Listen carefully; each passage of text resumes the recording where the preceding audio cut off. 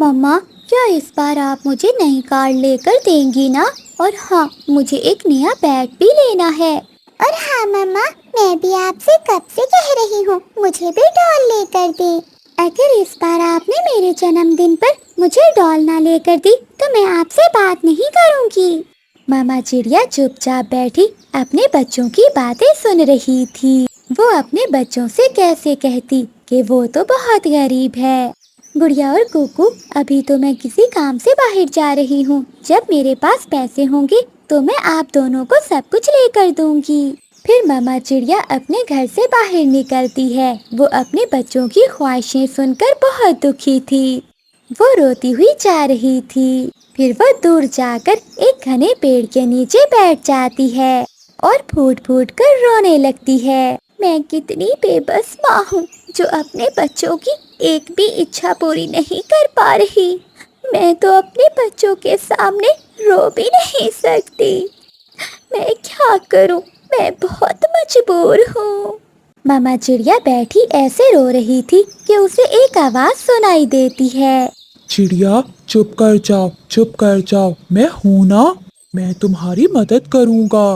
पेड़ को बोलता देखकर चिड़िया पहले तो डरती है और फिर बोलती है, पेड़ जी, आप भला मेरी कैसे मदद कर सकते हैं? अगर मैं तुम्हें एक सोने का फल दूं तो तुम उसका क्या करोगी? पेड़ जी, मैं उस सोने के फल को बेचकर अपने बच्चों के लिए चीजें खरीदूंगी। अच्छा चिड़िया, अगर मैं तुम्हें एक और सोने का फल दूं तो तुम उस फल का क्या करोगी? फिर मैं उस सोने के फल को बेचकर गरीब पक्षियों की मदद करूंगी। बहुत अच्छे, बहुत अच्छे। तो फिर ऊपर देखो। फिर रानू चिड़िया जैसे ही ऊपर देखती है तो उस पेड़ पर ढेर सारे सोने के फल लग जाते हैं। ये देखकर चिड़िया बहुत खुश हो जाती है।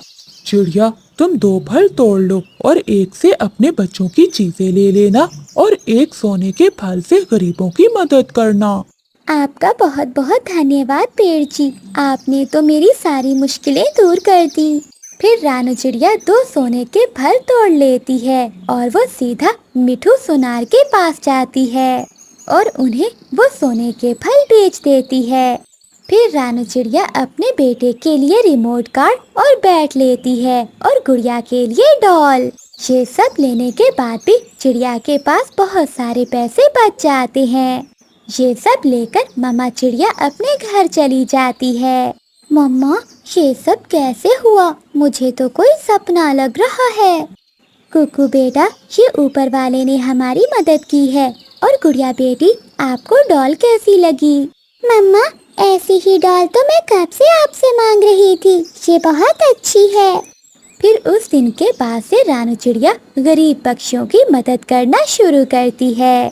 चिड़िया बहन, मेरा कीकी बहुत बीमार है, मुझे उसके इलाज के लिए कुछ पैसे दे दो।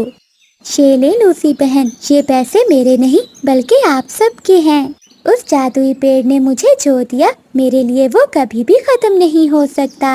ये बात गोरी काबी तक भी पहुंच जाती है। कालू, ओए निकम्मे, सुना है वो चिड़िया गरीबों की मदद कर रही है।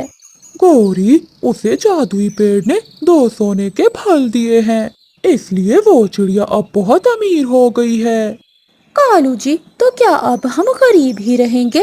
मैं भी लूंगी वो सोने के फल। चलो, तुम मेरे साथ चलो। फिर गौरी कवि और कालू कौवा चिड़िया के पास जाते हैं। चिड़िया, वो जादुई पेड़ कहाँ है? हम भी उसे देखना चाहते हैं।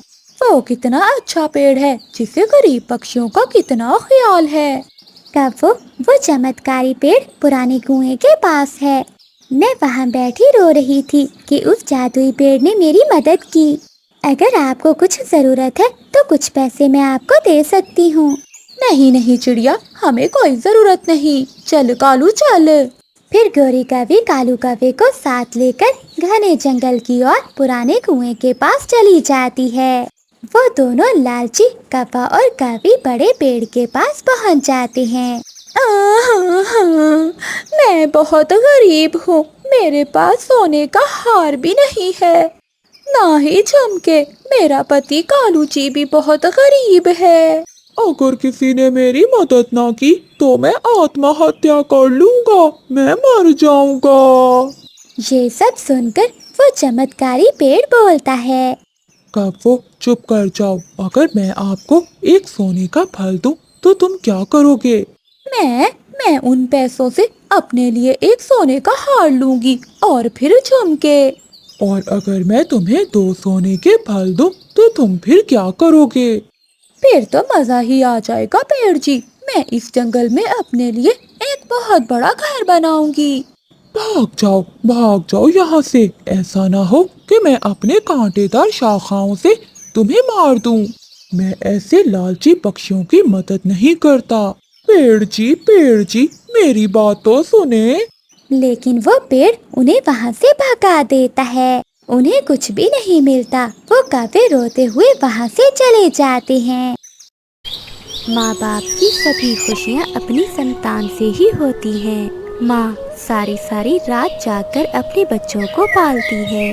वहीं एक बाप गरम धूप में भी काम करता है। एक बात तो है, एक माँ अपनी सारी जिंदगी अपने बच्चों पर कुर्बान कर सकती है, मगर बाप भूल सकता है। वो अपनी नई खुशियों की तलाश में अपनी पुरानी खुशियों को छोटा समझता है। ऐसा मैंने देखा है, शायद आपने भी। आग बरसाती हुई धूप में चिड़ियाओं का वो परिवार अपने टूटे हुए घर पर बैठा था। गुड्डू की मम्मा क्या सामान बांध लिया है? हाँ, जो चीजें जरूरी थी वो मैंने रख ली हैं। गुड़िया और गुड्डू के खिलौने और कुछ बाकी चीजें। मम्मा, आपने मेरी घड़ी रख ली है ना? नहीं बेटा, आपकी घड़ी घर के नीचे दब गई होगी, वो तो मुझे मिली ही नहीं। मम्मा, अब चले, धूप पड़ रही है। फिर वो सब अपना नया सफर शुरू करते हैं। उन्हें प्रवास करके दूसरे जंगल जाना था और नए जंगल में जाकर अपने लिए एक नया घर बनाना था। उड़ते उड़ते वो सब दूर निकल जाते हैं। बच्चे थक गए थे, इसीलिए चिड़ियाओं का वो परिवार एक झरने के पास रुकता है। यहाँ का मौसम है तो गर्म, मगर हमारे पुराने वाले जंगल से अच्छा है। बाबा, आपको हमें पालने के लिए बड़ी मुश्किलें उठानी पड़ती हैं। गुड़िया बेटी, मुश्किलात तो जिंदगी का एक हिस्सा है। आप सब यहाँ बैठे, मैं आपके लिए कुछ खाने को लेकर आता हूँ। बाबा चिड़िया अपने परिवार के खाने के लिए कुछ लेने चला जाता है। थोड़ी दूर पापा चिड़िया को एक सुंदर सी चिड़िया बैठी दिखाई देती है। बाबा चिड़िया वहाँ जाता है। मैं यहाँ नया आया हूँ, इस जंगल में दाना कहाँ से मिलेगा, क्या आप बताएंगी मुझे? मेरा नाम लाडो है, वो सामने मेरा ही घर है। तुम मेरे साथ चलो, मेरे घर में दाना भी है और बहुत कुछ। मगर मुझे अपने परिवार के लिए कुछ खाने को लेकर जाना है। ये जंगल बहुत बड़ा है, वो अपने खाने के लिए कुछ न कुछ तो ढूंढ ही लेंगे। आप मेरे साथ आ जाएं। फिर बाबा चिड़िया उस अजनबी चिड़िया के साथ घर चला जाता है। ये दाना जो आप खा रहे हैं, ये मैंने कल ही जमा किया था। मैं अकेली रहती हूँ, इतना बड़ा घर है, दाना है, सब कुछ है, मगर किसी का साथ नहीं है। क्या आपने अभी तक शादी नहीं की? कोई आप जैसा मिला ही नहीं। ये सुनकर पापा चिड़िया लाडो की तरफ देखता ही रह जाता है। मेरी पत्नी और मेरे बच्चे मेरा इंतजार कर रहे होंगे। अगर तुम चाहो तो मेरे घर में रह सकते हो, लेकिन सिर्फ तुम। आओ, मेरे साथ आओ। लाडो चिड़िया बाबा चिड़िया को घर से बाहर ले जाती है। देखो, ये सारे फूल मेरे हैं और यहाँ से थोड़ी दूर एक अंगूरों की बेल भी है। सब कुछ है मेरे पास, खुशियाँ ही खुशियाँ। लाडो चिड़िया एक ही बार में बहुत सारी बातें करती है। ये सब इतनी अचानक, मेरा तो दिमाग ही चकरा गया है। मम्मा, मेरे बाबा अभी तक आए क्यों नहीं वापस? मुझे भूख लगी है। बाबा भी ना जहाँ जाते हैं वहीं जाकर बैठ जाते हैं। दाना थोड़ी दूर से मिला होगा, थोड़ी देर तक आ जाएंगे आपके बाबा। ये साथ कब तक रहेगा? जन्म जन्म तक। मेरा कोई नहीं है, तुम मिले हो तो मैं तुम्हें कभी खोना नहीं चाहूँगी। शायद मुझे नई मिलने वाली खुशियाँ ही यहाँ खींच लाई हैं, वरना मैं तो नदी के दूसरी ओर से जाने वाला था। कल मेला लगेगा, वो सामने रौनक ही रौनक होगी। मुझे उन्हें बताना ही होगा, वो मेरा इंतजार कर रहे होंगे। वो चले जाएंगे, कब तक इंतजार करेंगे वो आपका। अपने बच्चों को पीछे छोड़कर मामा चिड़िया अपने पति की तलाश में जाती है। आप यहाँ बैठे हुए हैं और बच्चे भूख से रोए जा रहे हैं। रानो, तुम जा सकती हो बच्चों को लेकर। अगर छोटी सी जिंदगी में बड़ी बड़ी खुशियाँ मिल जाएं, तो दुखों का सामना कौन करेगा। मैं यहाँ रहना चाहता हूँ। मेरे साथ मेरे घर में। ये सुनकर मामा चिड़िया का शरीर बेजान हो जाता है। गुड्डू के बाबा, ये आप कैसी बातें कर रहे हैं? बच्चे भूखे हैं, चलें जल्दी करें। मैं लाडो से शादी करके यहाँ जिंदगी को भरपूर जीना चाहता हूँ। तुम जाओ यहाँ से। मासूम चिड़िया, तुम क्यों अपना समय यहाँ जाया कर रही हो? एक बार कहा ना, जाओ यहाँ से। मैं आपको कभी माफ नहीं करूँगी। आपने मुझसे तो खुशियाँ छीनी ही हैं, पर मेरे बच्चों से भी छीन ली। मैं क्या बताऊंगी अपने बच्चों को जाकर? क्या मेरी यही हैसियत थी कि बीच रास्ते में आप मुझे छोड़कर जा रहे हैं? मैं कैसे सामना करूंगी अपने बच्चों का?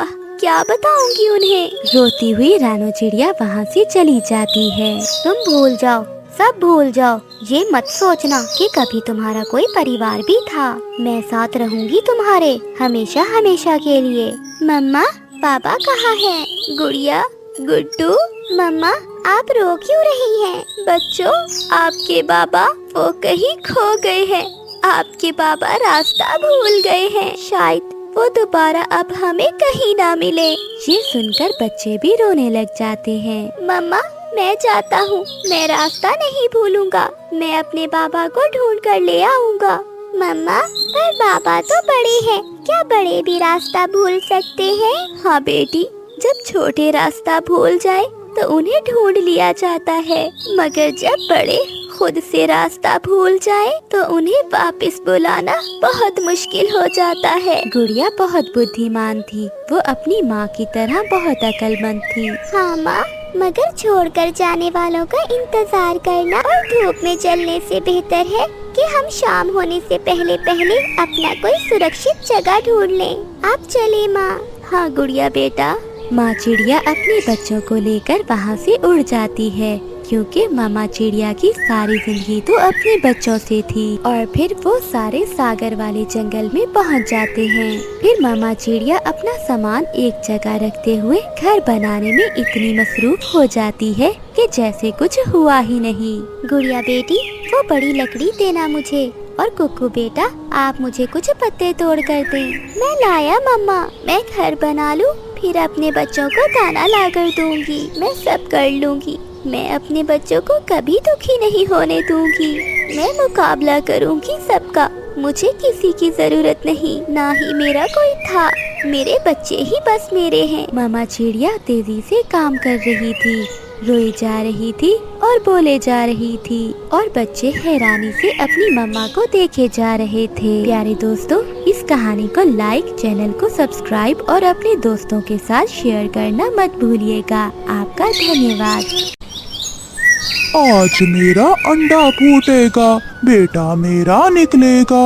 हा हा हा, मैं करूँगा चोरिया, मेरा बेटा करेगा रखवाली। मेरे होंगे दो दो बेटे। हा हा हा। कालू कौवा आज बहुत खुश था। वो घने जंगल में बैठा हुआ था। तभी रानो चिड़िया वहाँ आती है। कालू भैया, क्या बात है? आज तो आप बहुत खुश खुश दिखाई दे रहे हो। चिड़िया, आज मेरा अंडा फूटने वाला है और मेरा बेटा आने वाला है, इसलिए आज मैं बहुत खुश हूँ। कालू भैया, आपका पहले एक बेटा तो है ना? क्या पता इस बार अंडे से बेटी निकल आए। मनहूस, चल चल भाग यहाँ से। जो काम मैं करता हूँ वो बेटियाँ नहीं कर सकती। उस अंडे से मेरा बहादुर बेटा ही निकलेगा। चोर कव्वे, तुम्हें एक संतान नहीं बल्कि एक चोर चाहिए, चोर। फिर रानो चिड़िया वहाँ से चली जाती है। गोरी कव्वी अपने घर में बहुत डरी हुई बैठी थी। माँ, आप ऐसे क्यों बैठी हो? आप क्यों उदास हो गई हो मुझसे? तो बेटी है ना, इसलिए। जब मैं अंडे से निकला था तो सब बहुत खुश थे। बाबा को तो बेटा चाहिए, बस बेटा। जग्गू बेटा चुप कर जा, मैं पहले ही बहुत परेशान हूँ। काए काए मैं करता जाऊं, अपना पेट में भरता जाऊं। चोरी करना मेरा काम, कालू कौवा है मेरा नाम। हा हा हा हा। कालू कौवा भी घर आ जाता है। मेरा अंडा फूट गया, मेरा अंडा फूट गया। कालू, अंडा तो फूट गया है मगर बेटी निकली है बेटी। ये सुनकर कालू कौवा तो आग बगोला हो जाता है, उसका तो सारा मूड ही खराब हो जाता है। बेटी, ये सब तुम्हारी वजह से हुआ है। मैंने तुम्हें कहा भी था कि अच्छे शब्द बोलो। तुम ही कहती थी कि अंडे से बेटी निकलेगी। अब संभालो इसे। आप दोनों बच्चों के सामने ऐसे क्यों लड़ रहे हैं? अगर मैं बेटी पक्षी हूँ तो इसमें मेरा क्या दोष है? आप मेरे लिए दाना ना लेकर आना, मैं खुद अपना दाना ढूंढ कर खा लूंगी। बाबा के साथ चोरी पर कौन जाएगा? तुम तो बेटी हो बेटी। गौरी, मेरी बात कान खोल कर सुन लो। इस घर में बेटी के लिए कोई जगह नहीं है। मेरी बात भी तुम कान खोल कर सुन लो। मैं संभाल लूंगी अपनी बेटी को। खबरदार जो मेरी बेटी को कुछ कहा तो। देखना बाबा, मैं अपनी मम्मा का सहारा बनूंगी। बड़ी आई सहारा बनने वाली। ऐसा कहते हुए कालू कौवा वहाँ से चला जाता है। मामा जी, वही हुआ जिसका मुझे डर था। अंडे से बेटी निकली है बेटी।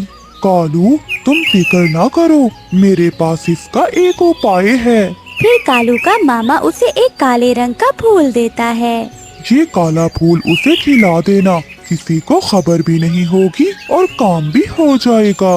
मुझे पता था मेरा मामा मेरी जरूर मदद करेगा, पर मामा जी, क्या इस फूल से वो मर जाएगी?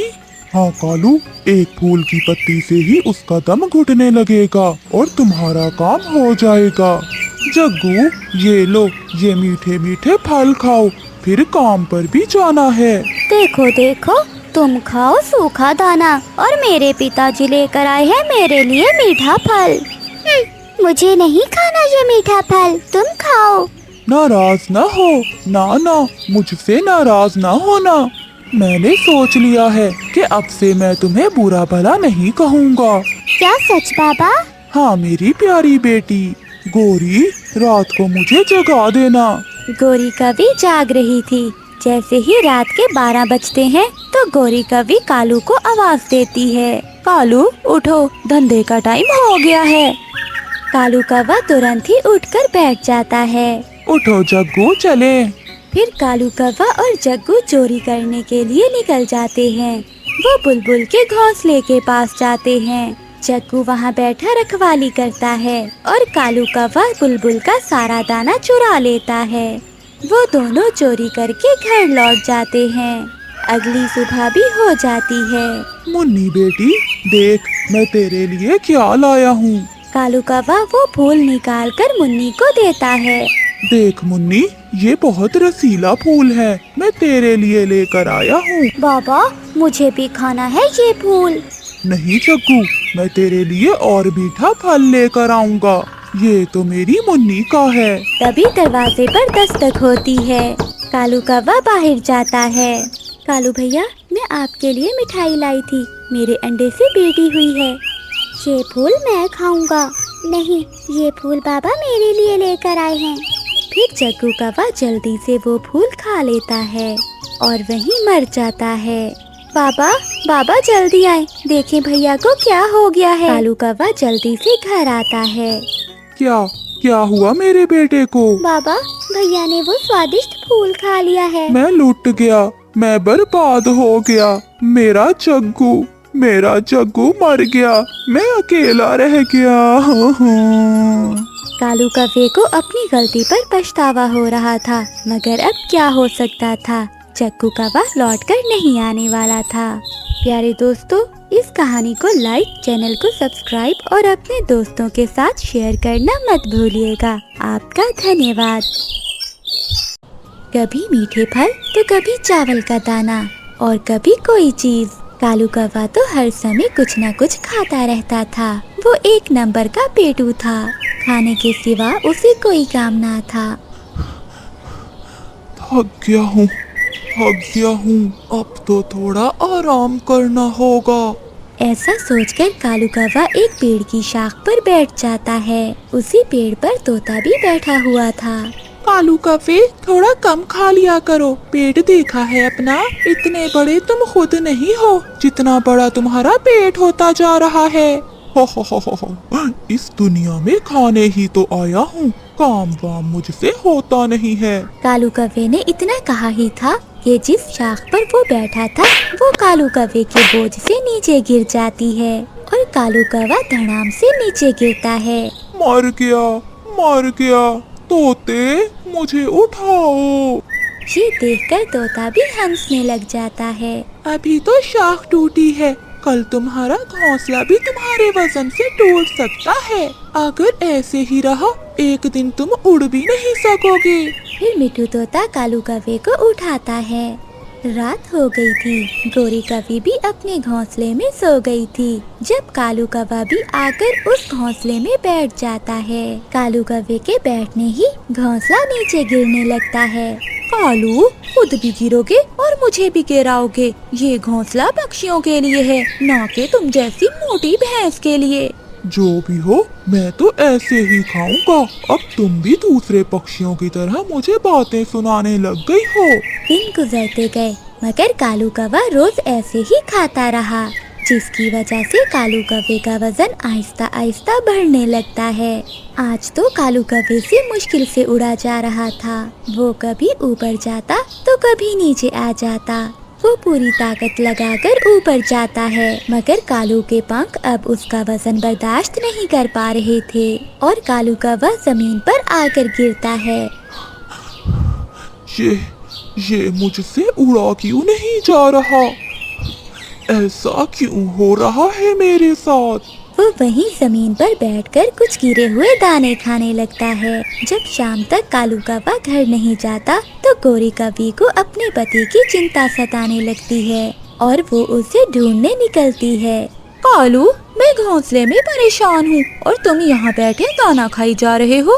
गोरी, मैं क्या करूं? मुझसे तो उड़ा ही नहीं जा रहा। मैं 2 पंख ऊपर जाता हूँ तो 1 पंख नीचे आ जाता हूँ। मेरे पंख थक गए हैं। अब कोशिश करो उड़ने की। मैंने तो तुम्हें पहले ही कहा था कि ज्यादा खाने से तुम्हारा वजन बढ़ रहा है। कालू कौवा फिर से उड़ने की कोशिश करता है मगर वो उड़ नहीं पाता और वो नीचे गिर जाता है। फिर गोरी कौवी रानू चिड़िया, कबूतर और मिठू को बुला कर लाती है। वो सब कालू कौवे को एक डंडे से बांधकर घर ले जाते हैं। कालू कौवे, तुम इतने मोटे हो गए हो कि हम सब ने बहुत मुश्किल से उठाया है तुम्हें। अब हम जा रहे हैं। गोरी, तुम बुलबुल को बुलाकर इसका इलाज करवाओ। फिर वो सब चले जाते हैं। गोरी, भूख लगी है। मुझे फिर से भूख लग गई है। चुप करके बैठ जाओ, मैं बुलबुल को बुलाने जा रही हूँ। फिर गोरी कौवी बुलबुल को बुलाने जाती है और पीछे से कालू कौवे के वजन से घोंसला नीचे गिरकर टूट जाता है। अरे, मेरा घोंसला कहाँ गया? ना ही कालू है और ना ही मेरा घोंसला। वो रहा, वो नीचे कालू भी है और घोंसला भी। हाय, मेरी टांग पर चोट लगी है। गोरी, बुलबुल और गोरी दोनों कौवे के पास आती हैं। गोरी, इसकी कोई दवा नहीं है। इसे 5 दिन तक भूखा रहना होगा। जब ये उड़ने के काबिल हो जाए तो इसे अपने भोजन के साथ बाकी सब पक्षियों का भोजन भी लाना होगा। ऐसा करने से ही इसके पंख ठीक होंगे और इसका वजन भी कम होगा। मैं भूखा कैसे रह सकता हूँ? उड़ोगे तो ही कुछ खाओगे, पेटू कहीं के। फिर गोरी कौवी ऐसा ही करती है। वो कालू कौवे को कुछ भी खाने नहीं देती। 5 दिन के बाद कालू कौवे का पेट थोड़ा छोटा होता है। गोरी, आज फिर से उड़कर देखता हूँ। ऐसा कहते हुए कालू कौवा फिर से उड़ने की कोशिश करता है। 1-2 बार में वो उड़ने लगता है। आज से तुम सब पक्षियों का भोजन लेकर आओगे, क्योंकि बुलबुल ने कहा था कि एक्सरसाइज करने से ही तुम्हारा वजन कम होगा और तुम्हारे पंख भी मजबूत होंगे। उस दिन के बाद कालू कौवा कम खाने लगता है। वो सारा दिन उड़ता और अपने दूसरे पक्षियों के लिए भी भोजन लेकर आता। ऐसा करने से कालू कौवा पूरी तरह ठीक हो जाता है। प्यारे दोस्तों, हमेशा कम खाओ। ज्यादा खाना फायदेमंद नहीं बल्कि नुकसानदेह है। प्यारे दोस्तों, इस कहानी को लाइक, चैनल को सब्सक्राइब और अपने दोस्तों के साथ शेयर करना मत भूलिएगा। आपका धन्यवाद। मिठू, अब हमारे केलों की खेती तैयार हो गई है। कुछ ही दिनों में हम इसे मंडी में बेच देंगे। चिड़िया चिड़िया, इन दिनों केलों का ख्याल रखना होगा। सुना है जंगल में कुछ पक्षी केले चोरी कर रहे हैं। सारा दिन अपने केलों को पानी देने के बाद मिट्ठू तोता और रानू चिड़िया अपने अपने घर को चले जाते हैं। रानू और मिट्ठू के जाने के बाद चोर पक्षी भी वहाँ आ जाते हैं। अरे वाह रे मेरी किस्मत, देखो कालू, मिट्ठू और रानू के केले तो पक चुके हैं और मुझे तो पता ही नहीं चला। गोरी, तुम केले खाओ, केले के छिलके हम कबूतर के घर के बाहर फेंक देंगे। ऐसे केले खाएंगे हम और चोर बनेगा वो गंदी आँखों वाला कबूतर। फिर वो दोनों पति पत्नी चोर जी भरकर केले खाते हैं और कालू कौवा सारे छिलके उठा लेता है और कबूतर के घर के बाहर फेंक देते हैं। दूसरे दिन जब रानू चिड़िया और मिट्ठू तोता अपने खेत में आते हैं तो पके हुए केले ना देखकर परेशान हो जाते हैं। मिट्ठू भैया, हमारी पकी हुई तैयार फसल कोई चोर चुरा कर ले गया। मैं छोड़ूंगा नहीं उसे, जो भी होगा मैं उसे पकड़ूंगा।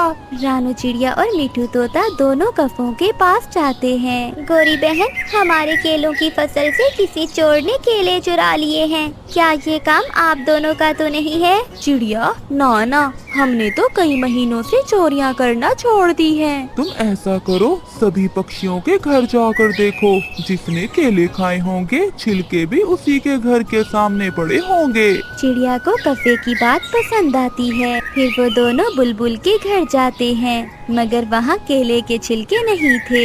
फिर वो दोनों कबूतर के घर जाते हैं। मिल गया, चोर मिल गया। कबूतर, तुमने ही हमारे केले खाए हैं। कबूतर भैया, अब आप भी कौवों की तरह चोरियां करने लग गए हैं। अगर केले खाने का ज्यादा ही मन कर रहा था तो मांग लेते, चोरी करने की क्या जरूरत थी। नहीं नहीं मिट्ठू और चिड़िया, मैं चोर नहीं हूँ। मैंने आपके खेत से केले नहीं चुराए। तो फिर ये केले के छिलके कहाँ से आए? आज के बाद अगर मुझे खेत में नजर आए तो जान से मार दूंगा मैं तुम्हें। ये जरूर किसी की शरारत होगी। चिड़िया और मिट्ठू तोता कबूतर से गुस्सा होकर वहाँ से चले जाते हैं। अब मुझे खुद को सच्चा साबित करने के लिए असल चोर को पकड़ना होगा। अगर असल चोर ना पकड़ा गया तो चिड़िया और मिट्ठू मुझे ही चोर समझेंगे। कालू जी, उस मिट्ठू और चिड़िया ने तो कबूतर को ही चोर बना दिया। हाँ गोरी, केले खाए हमने और चोर बना वो कबूतर। हाँ कालू, आज फिर से केले खाएंगे और चोर बनेगी वो मोटी बुलबुल। फिर वो दोनों अपने घर से निकलते हैं। रानू चिड़िया और मिट्ठू तोता पौधों को पानी देकर वहाँ से चले जाते हैं। रानू चिड़िया और मिट्ठू तोता फिर से घर चले जाते हैं, मगर आज कबूतर केलों के पेड़ के पीछे छुपकर बैठा हुआ था। उसे खुद को सच्चा जो साबित करना था। इधर मौका देखकर गोरी कवि और कालू कौवा चिड़िया के खेत में आ जाते हैं। 1 2 3, गोरी काम शुरू करो। वो दोनों केले के पेड़ से पके हुए केले तोड़कर खाने लगते हैं। पीछे से कबूतर भी आ जाता है। जिसने खाए केले वही बनेगा चोर। तुम दोनों पकड़े गए हो। फिर चिड़िया और मिट्ठू भी वहाँ आ जाते हैं। चिड़िया और मिट्ठू, ये रहे तुम्हारे चोर। मैं चोर नहीं हूँ। कबूतर, हमने तो केले आज पहली बार खाए हैं। गौरी की बच्ची, केले खुद खाए और इल्जाम लगाया कबूतर पर। आज तो हम तुम्हें छोड़ेंगे नहीं। मारो इन्हें, मारो, आज हम इन्हें नहीं छोड़ेंगे। ऐसे रानू चिड़िया और मिट्ठू कौवों के पीछे पीछे और कौवे आगे आगे भागते हैं। ऐसे केले चोर पकड़े जाते हैं। प्यारे दोस्तों, इस कहानी को लाइक, चैनल को सब्सक्राइब और अपने दोस्तों के साथ शेयर करना मत भूलिएगा। आपका धन्यवाद। घने जंगल में एक कौवी अपने 2 बच्चों के साथ रहती थी। कौवी के पड़ोस में किसी का भी घोंसला नहीं था, क्योंकि वो अकेले रहना पसंद करती थी। अगर कोई भी पक्षी उसके पड़ोसी पेड़ पर आकर अपना घोंसला बनाता तो कौवी उसे भगा देती। तोते, मोटी चोंच वाले, यहाँ तिनके क्यों इकट्ठे कर रहे हो? क्योंकि मैं इस पेड़ पर अपना घोंसला बनाना चाहता हूँ। ये सुनते हुए गोरी कौवी आगे बढ़ती है और तोते के जमा किए हुए तिनके नीचे फेंक देती है। चल भाग यहाँ से, यहाँ मैं रहती हूँ और मेरे पास कोई भी नहीं रह सकता। फिर मिट्ठू तोता वहाँ से चला जाता है। कौवी के घर के पास ढेर सारा भोजन था, इसलिए उसे भोजन तलाश करने दूर नहीं जाना पड़ता था। अभी कुछ दिन गुजरे ही थे कि एक चिड़िया उड़ते उड़ते उस दिशा में आ जाती है। ये पेड़ ठीक है, मैं इसी पेड़ पर अपना घोंसला बना लेती हूँ। ये सोचकर चिड़िया अपना घोंसला बनाना शुरू करती है। गोरी कभी भोजन लेने गई हुई थी, इसलिए शाम तक गोरी कभी के आने से पहले पहले चिड़िया अपना घोंसला बना लेती है। शाम होते ही गोरी कभी वापिस आ जाती है। मम्मा मम्मा वो देखें, सामने चिड़िया ने अपना घोंसला बना लिया है। अब ये चिड़िया कहाँ से आ गई? मैं अभी जाकर देखती हूँ। गोरी कभी गुस्से में चिड़िया के पास जाती है। चिड़िया, तुमने इस पेड़ पर घोंसला किससे पूछकर बनाया है? चिड़िया सब समझ जाती है। उसे मालूम था कि कभी अब उसे यहाँ से भगा देगी। चिड़िया झूठ बोलती है। कभी बहन शांत हो जाएं, मैं कल सुबह यहाँ से चली जाऊंगी। बस आज की रात आप मुझे यहाँ गुजारने दें। फिर गोरी कभी वहाँ से चली जाती है। गोरी कभी अपने बच्चों को भोजन देती है। बच्चों, अब करीब करीब से भोजन खत्म हो गया है। कल मुझे भोजन लेने दूर जाना पड़ेगा। मम्मा, फिर तो हमें चील खा जाएगी। ये सुनकर कभी डर जाती है और चुप हो जाती है। अगली सुबह हो जाती है। आज कभी को भोजन लेने दूर जाना था। वो अपने बच्चों को अकेला भी नहीं छोड़ सकती थी, इसलिए वो कुछ सोचकर चिड़िया के पास जाती है। चिड़िया, कुछ देर तुम मेरे बच्चों के पास बैठ जाओ। मैं भोजन लेने जा रही हूँ। मेरे बच्चे बहुत डर रहे हैं। मगर मुझे तो आज यहाँ से जाना था। हाँ, अगर आप कहो तो आज मैं यहीं रह लेती हूँ। मेरे बच्चों का ध्यान रखना। फिर गोरी कभी भोजन की खोज में चली जाती है। पीछे से चिड़िया कभी के घोंसले में बैठकर उसके बच्चों की रक्षा करती है। थोड़ी ही देर बाद आसमान पर एक चील आ जाती है। बच्चों छुप जाओ, आसमान पर चील फिर रही है, आपको खतरा है। ये सुनकर बच्चे चिड़िया के साथ लिपट जाते हैं। कम वक्त, आज तो कोई भी छोटा बच्चा नजर नहीं आ रहा। कहीं और जाती हूँ। फिर वो चील वहाँ से चली जाती है। थोड़ी देर बाद कभी भी भोजन लेकर आ जाती है। अपने बच्चों को डरा हुआ देखकर कभी चिड़िया से पूछती है। चिड़िया, बच्चे इतना डरे हुए क्यों हैं? कभी बहन, जैसे ही आप बाहर गई तो पीछे से एक बड़ी चील आकर आसमान पर उड़ने लगी। मैंने बच्चों को पंखों में छुपा लिया।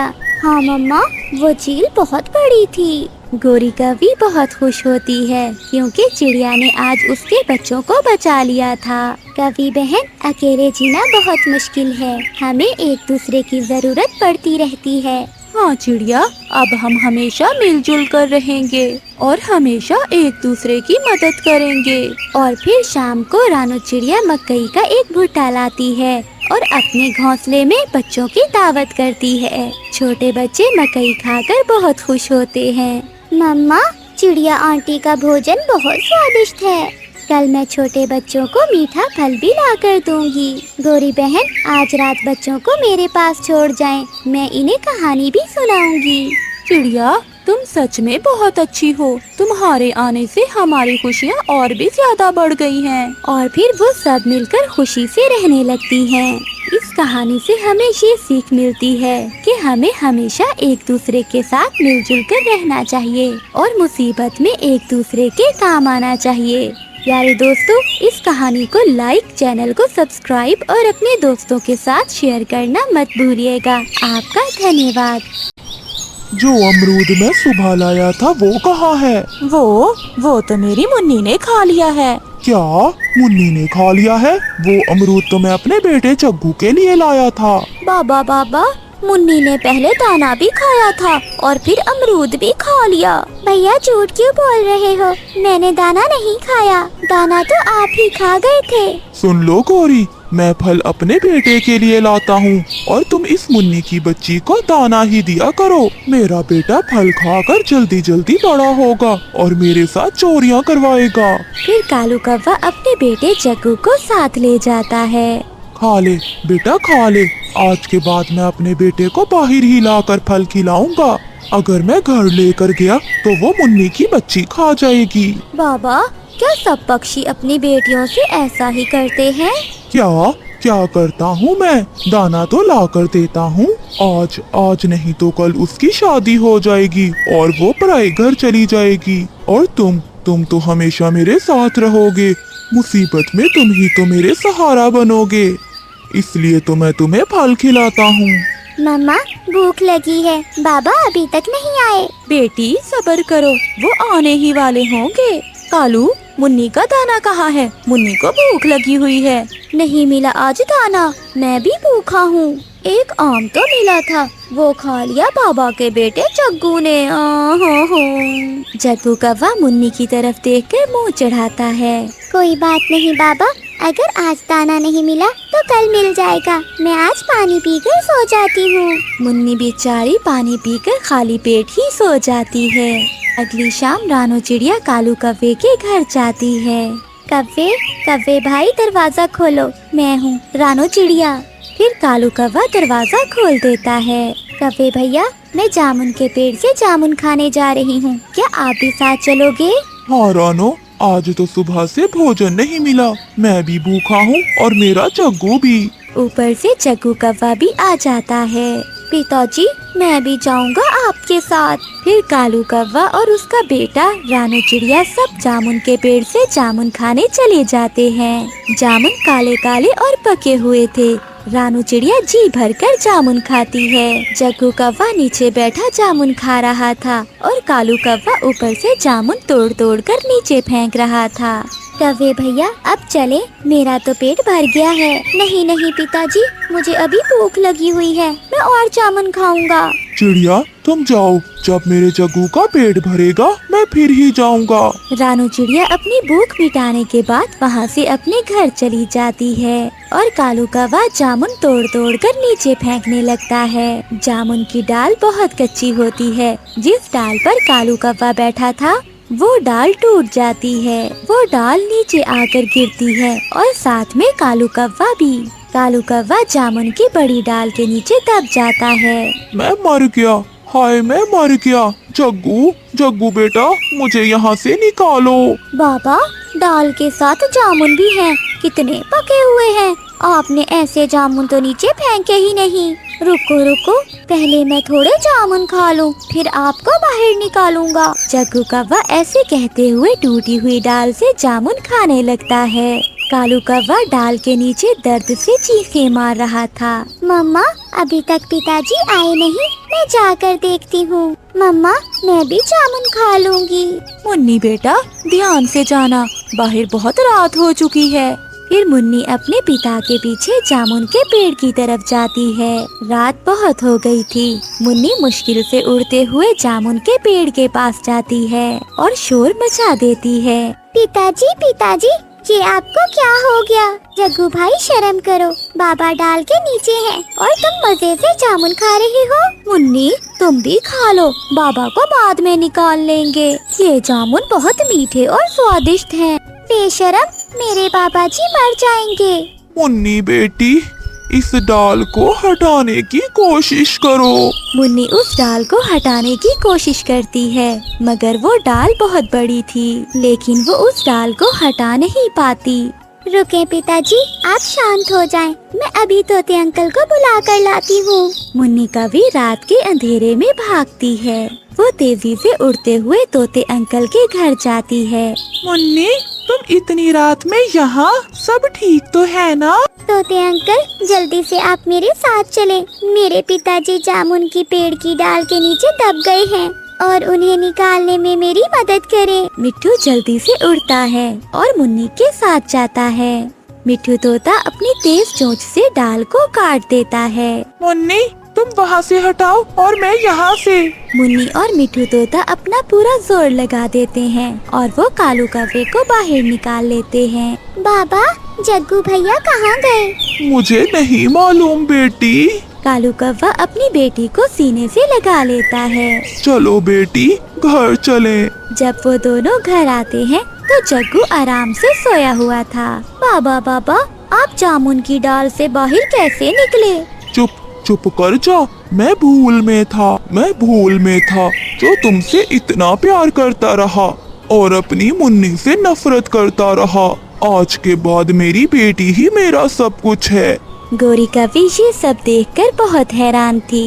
पिताजी, अगर डाल से बाहर आ ही गए थे तो 2-4 जामुन ही तोड़ लाते मेरे लिए। कालू कौवा कुछ बोले बिना ही जग्गू को घूरे जा रहा था। प्यारे दोस्तों, इस कहानी को लाइक, चैनल को सब्सक्राइब और अपने दोस्तों के साथ शेयर करना मत भूलिएगा। आपका धन्यवाद। कबूतर भैया, पहले मुझे सब्जी दे दें, आज मेरे सर में बहुत दर्द हो रहा है। रानो बहन, जंगल में गर्मी की वजह से बहुत से पक्षी बीमार हो गए हैं। इन दिनों सबको सावधान रहना होगा। कबूतर मामा चिड़िया को सब्जी दे देता है। गुड्डू भाई, आप देखना, मैं आपको वहाँ तक उड़कर दिखाऊंगी। तुम गिर जाओगी, तुम जरूर गिरोगी। गुड़िया उड़ती है। गुड़िया तो बहुत अच्छे से उड़ रही थी, क्योंकि गुड़िया ने अब उड़ना सीख लिया था। गुड़िया, गुड़िया वो देखो, सामने मम्मा आ रही हैं। अपनी मम्मा को आता हुआ देखकर दोनों बच्चे घर चले जाते हैं और घोंसले में लेटकर सोने का नाटक करने लगते हैं। बच्चों, आप उठ जाओ, मेरे सर में बहुत दर्द है। मम्मा, शायद आपको गर्मी लग गई होगी। मामा चिड़िया घोंसले में लेट जाती है। आज तो मुझसे खाना भी नहीं बंद होगा। अगर मेरे बच्चों को उड़ना आता तो जाकर अपनी नानों को बुला कर ले आते। ये सुनकर गुड़िया तुरंत बोलती है, मम्मा, मैं उड़ सकती हूँ, मैंने उड़ना सीख लिया है। झूठ, मैंने तो आपको कभी उड़ते हुए नहीं देखा। मम्मा, मैं आपको उड़कर दिखाऊं? दिखाओ तो। फिर गुड़िया घर में ही कभी आगे तो कभी पीछे, कभी ऊपर तो कभी नीचे अपनी माँ को ऐसे उड़कर दिखा रही थी। अरे अरे, मेरी बेटी ने कब से उड़ना सीख लिया। मम्मा मम्मा, मैं भी उड़ सकता हूँ। फिर गुड्डू भी उड़ने की कोशिश करता है, मगर थोड़ा सा उड़ने पर वो गिर जाता है। गुड़िया हंसने लग जाती है। मोटा मोटा गुड्डू भैया, मोटा, आपको उड़ना नहीं आता। मम्मा, मैं नानों को बुला लाऊंगी। बेटी, ध्यान से जाना, किसी की लालच में ना आना, अपनी अकल और समझबूझ से काम लेना। ठीक है मम्मा। फिर गुड़िया अपने घर से निकलती है। गुड़िया तो अपनी मम्मा से भी तेज उड़ रही थी। थोड़ी ही देर में गुड़िया जंगल की दूसरी तरफ चली जाती है। गोरी, वो देखो, सामने वो छोटी चिड़िया जा रही है। उसे लालच देकर पकड़ लेते हैं। गोरी कवि गुड़िया को आवाज देती है, छोटी चिड़िया, यहाँ आओ, मेरी बात सुनो। गुड़िया वहाँ रुक जाती है। जी कवि आंटी, क्या बात है? मेरे पास घर में एक बड़ी खिलौना रेलगाड़ी है, चलो मेरे साथ, मैं वो तुम्हें दे दूंगी। और मेरे पास एक उड़ने वाला हवाई जहाज है, क्या वो भी लोगी तुम? लालच, ये मुझे लालच दे रहे हैं। मुझे अपनी बुद्धि से काम लेना होगा। अंकल कवि और आंटी कवि, आप यहाँ बैठे, तब तक मैं नदी से पानी पी आऊं और जल्दी वापस आती हूँ और फिर आपके साथ जाऊंगी। मेरे घर में फ्रिज है, मैं तुम्हें फ्रिज का ठंडा ठंडा पानी दूंगी। मगर आंटी, मेरा तो गला खराब है। बुलबुल डॉक्टर ने मुझे ठंडा पानी पीने से मना किया है। मैं नदी से ही पानी पी आती हूँ। ऐसा कहते हुए गुड़िया वहाँ से उड़ जाती है और तेजी से आगे बढ़ती है। थोड़ी देर इंतजार करने के बाद वो कौवे भी थक जाते हैं। कालू, वो छोटी चिड़िया हमें उल्लू बनाकर चली गई है, चलो अब चले, यहाँ बैठने का कोई फायदा नहीं। वो बहुत तेज थी छोटी चिड़िया। जब गुड़िया उड़ते हुए पहाड़ों के पास पहुँचती है तो एक सूखे हुए पेड़ पर एक चील बैठी हुई थी। मेरी तो किस्मत खुल गई, आज तो शिकार खुद चल कर आया है। फिर वो बूढ़ी चील गुड़िया को आवाज देती है, चिड़िया इधर आओ, मेरे पास, मेरी बात सुनो। गुड़िया डर जाती है और चील से थोड़ी दूर एक पेड़ पर बैठ जाती है। चील मौसी, क्या बात है? मैंने आज अपने घर में समोसे बनाए हैं, क्या तुम समोसे खाओगी? समोसे? मुझे तो समोसे बहुत पसंद हैं। तो फिर मेरे साथ मेरे घर चलो, बहुत स्वादिष्ट समोसे बनाती हूँ मैं, तुम भी तो खा कर देखो। मगर चील मौसी, मैं तो समोसे चटनी के साथ खाती हूँ।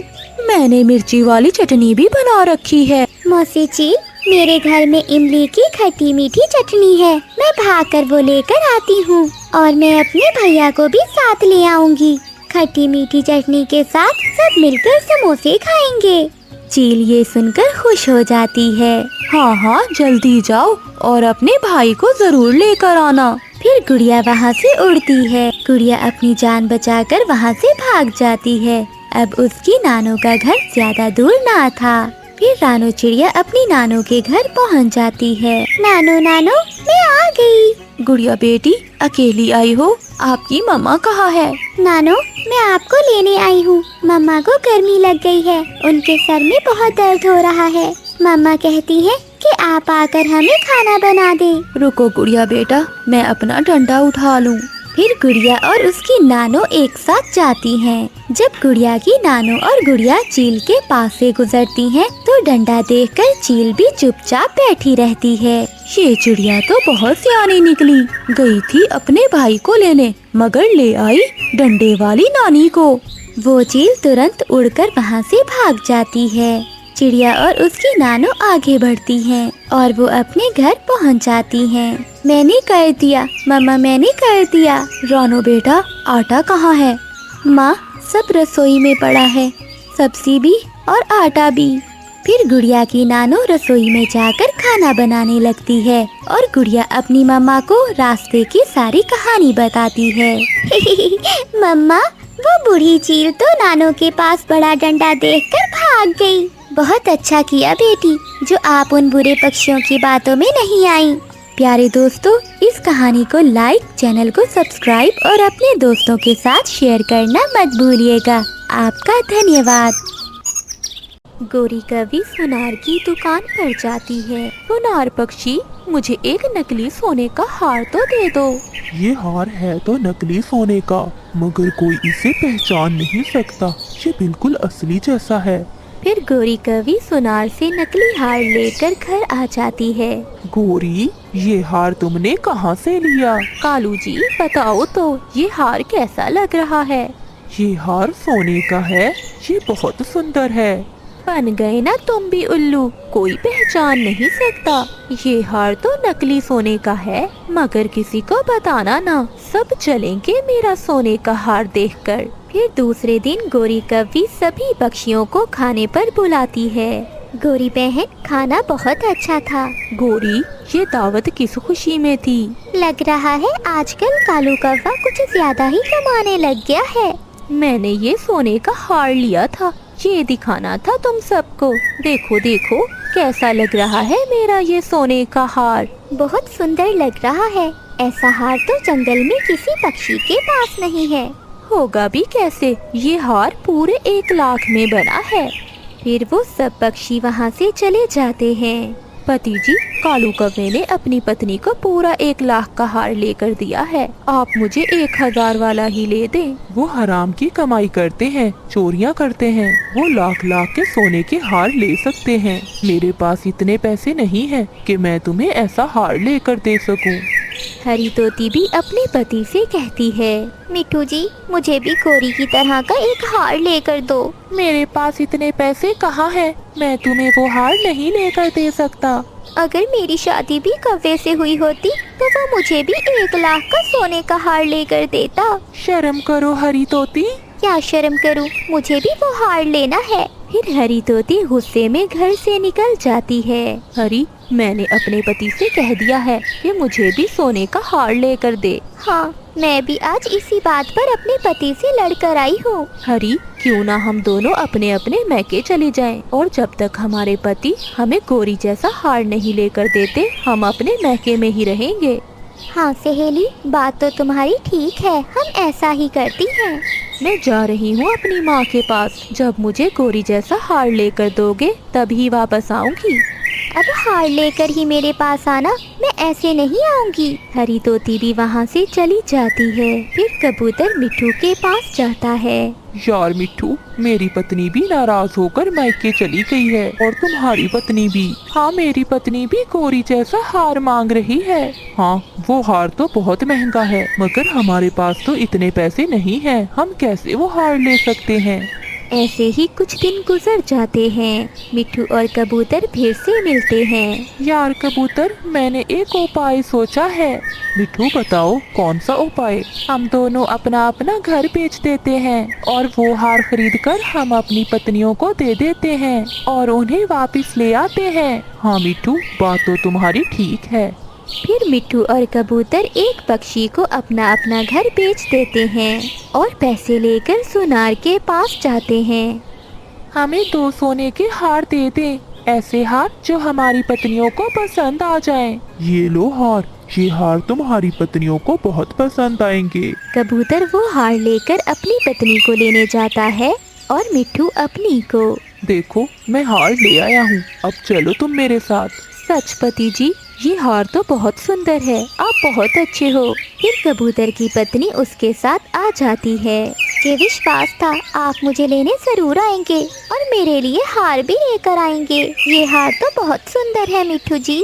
फिर हरी तोती भी अपने पति के साथ वापस आ जाती है। ये क्या, ये तो तिनकों का घोंसला है, हमारा घर कहाँ गया? वो घर बेचकर ही तो मैंने तुम्हारे लिए हार लिया है। ये सुनकर वो अपने पति का मुंह देखती रह जाती है। मगर अब मैं इस घोंसले में कैसे रहूंगी? मैंने तुम्हारी इच्छा पूरी कर दी, तुम्हें हार ले दिया, अब तो इसी घोंसले में गुजारा करना होगा। कबूतरी ने वो हार गले में पहना हुआ था, मगर उसे खुशी ना थी क्योंकि वो तिनकों के घोंसले में बैठी हुई थी। रात हो जाती है। लूसी ठंड से कांप रही थी और उसका पति भी एक तरफ पत्तों में छुपकर खुद को ठंड से बचा रहा था। दूसरी ओर हरी तोती भी तिनकों के घोंसले में बैठी उस हार को आंखें फाड़ फाड़ कर देख रही थी। वो दोनों बहुत पछता रही थीं। उन दोनों के पास सोने के हार तो थे, लेकिन सुकून नहीं था। दूसरे दिन गोरी कवि उनसे नदी पर मिलती है। अरे हरी तोती और लूसी, तुम दोनों ने भी सोने के हार ले लिए। ये असली ही है या मेरे हार की तरह नकली ही है? ये सुनकर वो दोनों एक दूसरे का मुंह ही देखती रह जाती हैं।